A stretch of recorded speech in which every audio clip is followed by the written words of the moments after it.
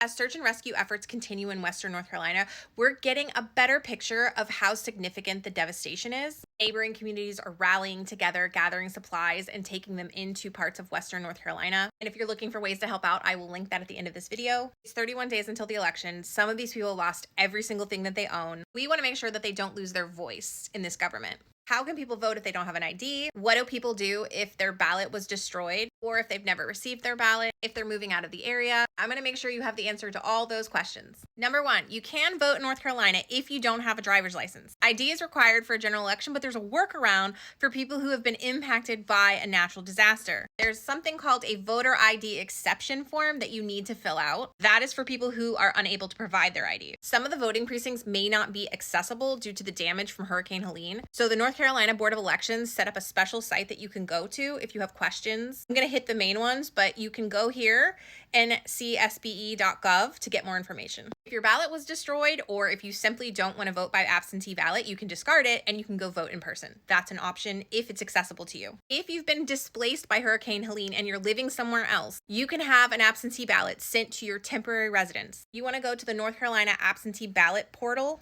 I will link that in my bio. If you've already requested an absentee ballot, but you don't have that ballot, or it's being delivered to an address that you're no longer at, you can contact the County Board of Elections. They'll spoil the old ballot and they'll get you a new one sent out. Go ahead and screenshot this. This is important information. If you can't contact your County Board of Elections, you can contact the State Board of Elections using this email address or this phone number. Tips for people who are trying to provide support to those that have been impacted by Hurricane Helene. Number one, don't fall for scams. The state of North Carolina set up a disaster relief fund. You can donate here directly. They also have a list of charities serving North Carolina if you want to check and see if yours is listed. Some of the bigger charities that I love are World Central Kitchen. They provide water and food for people in need. AmeriCares is another organization helping in recovery efforts. I've linked them as well. Rescue Ranch is a pet rescue group that's located in North Carolina. They're helping to collect pet food and supplies to give to the Asheville Humane Society. Check with your local vet because I know mine is collecting supplies to send out in bulk. I grew up in Florida and I've seen some devastating storms, and I can tell you that even though this will be out of the news in a few days,